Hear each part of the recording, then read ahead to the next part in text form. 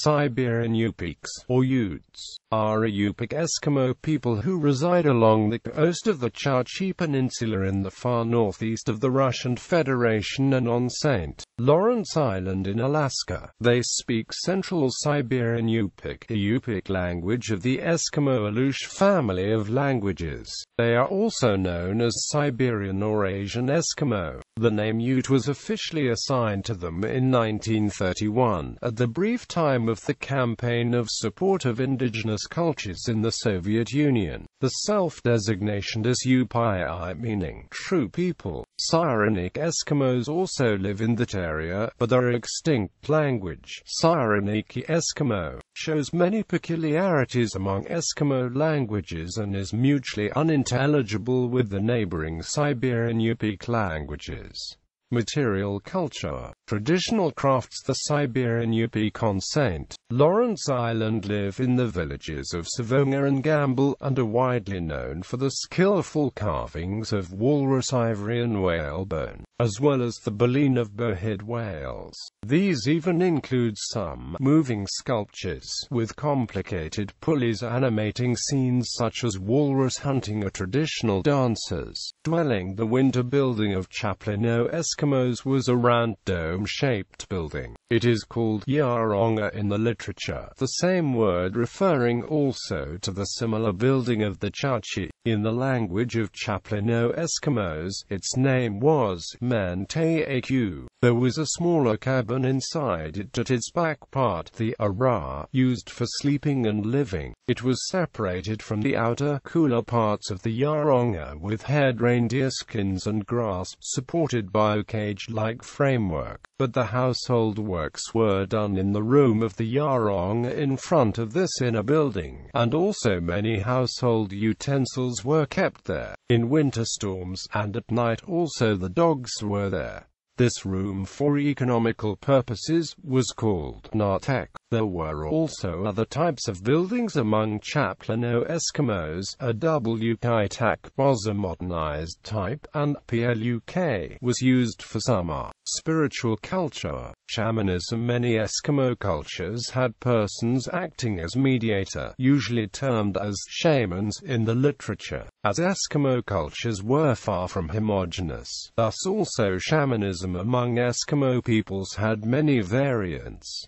Siberian Yupiks had shamans as well. Compared to the variants found among Eskimo groups of America, shamanism among Siberian Yupiks stressed more the importance of maintaining good relationship with sea animals. Ungazimiad people had a lienali per second who received presents for the shamanizing healing. This payment had a special name, akilesiaku, in the language. There were many words for the different kinds of presents and payments, and this was one of them. Name-giving. Similarly to several other Eskimo cultures, the name-giving of a newborn baby among Siberian Yupik meant that a deceased person was affected. A certain rebirth was believed.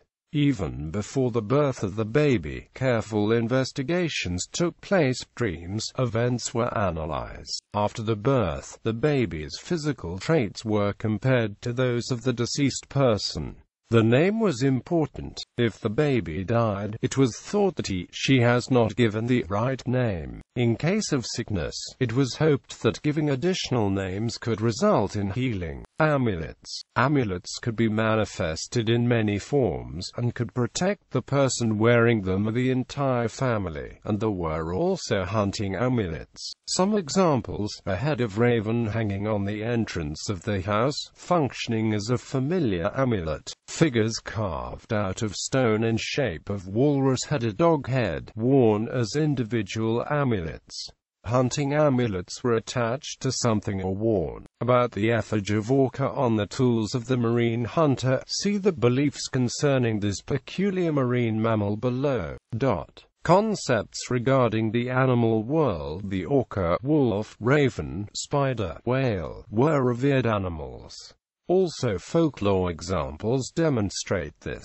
For example, a spider saves the life of a girl. The motif of spider as a benevolent personage, saving people from peril with its cobweb, lifting them up to the sky in danger, is present also in many tales of Yupik Eskimos. It was thought that the prey of the marine hunt could return to the sea and become a complete animal again. That is why they did not break the bones, only cut them at the joints.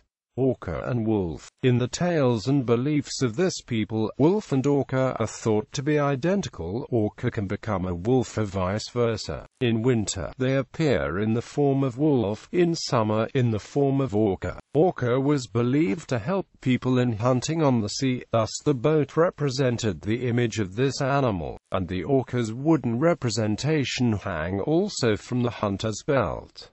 Also, small sacrifices could be given to orcas. Tobacco was thrown into the sea for them, because they were thought to help the sea hunter in driving walrus. It was believed that the orca was a help of the hunters even if it was in the guise of wolf. This wolf was thought to force the reindeer to allow itself to be killed by the hunters. Whale. It is thought that during the hunt only those people who have been selected by the spirit of the sea could kill the whale. The hunter has to please the killed whale. It must be treated as a guest, just like a polite host does not leave a recently arrived dear guest alone. Thus, similarly, the killed whale should not be left alone by the host. Like a guest, it should not get hurt or feel sad.